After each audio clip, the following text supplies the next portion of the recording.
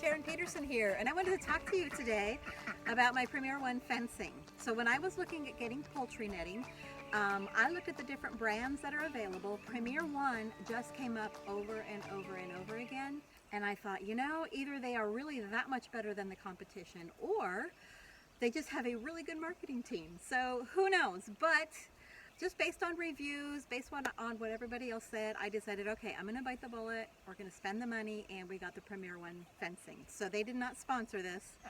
This is truly my decision that I made, and it's worked well. Some of the quirks that I am finding with it, let's see. First, I want to say it is a good review, but it is not as glowing as some of the reviews out there that I've seen. The fence has worked well, but I do want to tell you, don't underestimate how often you will have to move this fence if you have to mow a lot. So we're in Tennessee, the grass grows, and I find that it doesn't hold a charge really well if I don't keep that mowed under the fence. And honestly, it's kind of a pain in the neck. I know everybody says, oh, it's easily movable and everything, but I find it harder. I can do it. Two mistakes I made.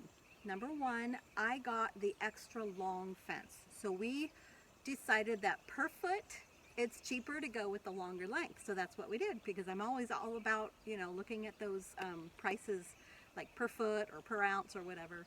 But, so we went the 164.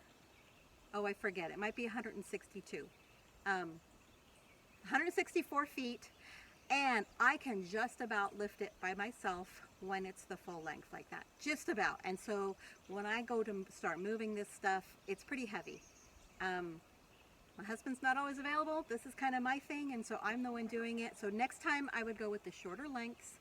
I also went with the longer distance between posts. Next time I would go with the shorter distance between posts. It's gonna be a little bit more, my ground is semi-flat, but it has some fluctuations, and so every once in a while there'll be a gap, and my ducks have figured out that they can shoot right underneath it, and so I have to watch them.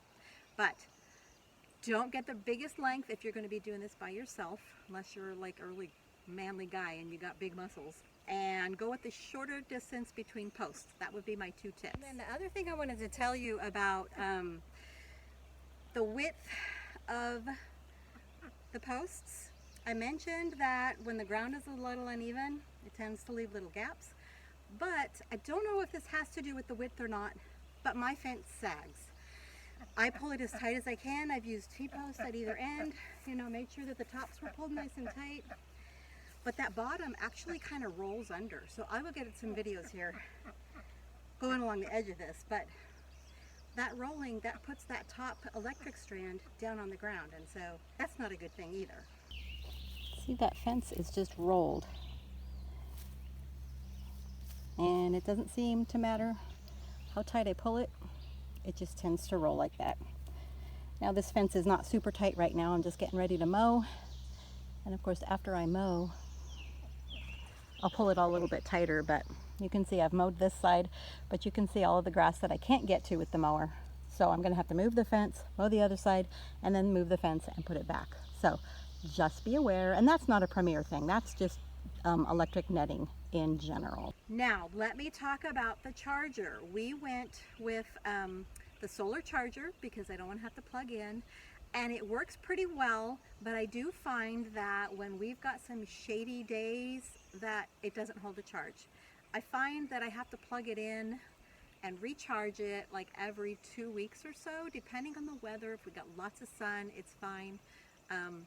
But depending on that weather, and then also depending on the grass, because I think the grass, when you let it get up in the fence, it just makes it pull more energy. And so I'm assuming that that makes the battery run down. So yeah, so again, there's that grass thing. I am going to try this year and figure out a way. I'm either going to lay landscape fabric down under my fence, or I'm going to just spray along the fence line. I'll probably use vinegar because I don't really want to kill the roots. But I'm going to see if that helps. Haven't fully decided yet, but I'll do another video when I know what works. I will let you know. But Premier One fencing, it works well. This is a good review, but there are quirks. Don't forget, you got to move it to mow it, and pay attention to the weight unless you happen to be Have a great day.